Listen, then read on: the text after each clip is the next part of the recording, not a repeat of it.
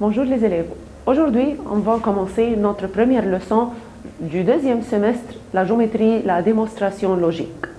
Alors, c'est comme qu'on a pris exactement dans le premier semestre, mais on va apprendre à comment écrire une démonstration, comment résoudre le problème, comment l'écrire. Dans la figure ci-contre, j'ai mesure de l'angle DCB égale 65. Mesure de l'angle ECA égale 125. Faites attention, je dois placer les mesures sur la figure. Je veux mesurer mesure de l'angle ACD et mesure de l'angle BCE. Alors, qu'est-ce que je vais?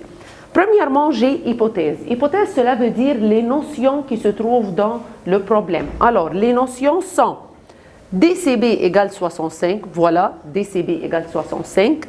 ECA égale 125. Alors, je vais écrire les notions sous-titre, hypothèse. Deuxièmement, j'ai conclusion, cela veut dire qu'est-ce que je veux trouver. Trouve mesure de l'angle ACD et mesure de l'angle BCE. Alors, je veux trouver mesure de l'angle ACD, mesure de l'angle ACE. Alors, je vais les écrire sous-titre, conclusion. Alors, hypothèse, cela veut dire les notions qui se trouvent dans le problème. Conclusion, qu'est-ce que je dois trouver dans ce problème? Démonstration. Alors, voilà, j'ai la mesure de l'angle BCD égale 65. Je veux trouver la mesure de l'angle ACD. Qu'est-ce que tu fais? ACD égale 180 moins 65. Mais comment je vais l'écrire? Les 3 points, cela veut dire puisque. Alors, puisque tu m'as donné dans les notions... dans la notion du problème que mesure de l'angle DCB égale 65. Donc, les 3 points, le troisième en haut, mesure de l'angle ACD 180 moins 65 égale 115 angle plat. Alors, le premier semestre, pour le résoudre, j'écris mesure de l'angle ACD égale 180 moins 65 égale 115 angle plat.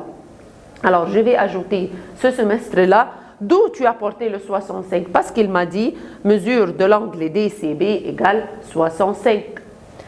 Pour trouver la mesure de l'angle BCE, qu'est-ce que je fais? Mesure de l'angle BCE égale 180 moins 125 égale 55 angle plat. D'où tu as porté 125? Puisque mesure de l'angle ACE égale 125. Toujours ce que je trouve, ça c'est donc. Ce qu'il me donne dans le problème, c'est puisque. Ça va? Deuxième figure.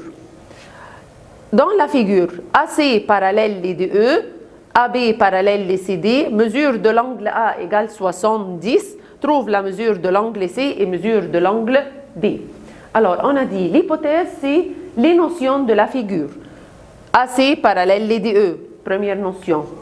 AB parallèle les CD, deuxième notion. Mesure de l'angle A égale 70. Alors, ce qu'il me donne dans le problème, c'est sous-titre hypothèse. Mesure de l'angle C et mesure de l'angle D, ce sont les angles que je veux trouver leur mesure. Alors, je vais l'écrire sous-titre conclusion. Mesure de l'angle C et mesure de l'angle D. Démonstration. Premièrement, je vais trouver la mesure de l'angle C. Qu'est-ce que tu disais dans le premier semestre? Mesure de l'angle C égale mesure de l'angle A égale 70, alterne interne. Voilà. Mesure de l'angle C égale mesure de l'angle A égale 70, alterne interne. D'où tu as porté que mesure de l'angle A 70? Voilà, il a donné dans l'hypothèse que mesure de l'angle A 70. Puisque mesure de l'angle A égale 70. Pourquoi tu as écrit alterne interne? Parce que j'ai deux droites parallèles, AB parallèle les CD. Donc, mesure de l'angle C égale mesure de l'angle A égale 70. Deuxième partie, je vais trouver la mesure de l'angle D. Pour trouver la mesure de l'angle D, qu'est-ce que j'écrivais? Mesure de l'angle D égale 180 moins 70 égale 110 intérieur. Voilà. Mesure de l'angle D égale 180 moins 70 égale 110 intérieur. Alors, ça c'est donc parce que je viens de le calculer. D'où tu as porté que mesure de l'angle, cet angle-là 70, puisque mesure de l'angle C égale 70, je viens de le calculer. Pourquoi ils sont intérieurs? Parce que j'ai AC parallèle les DE.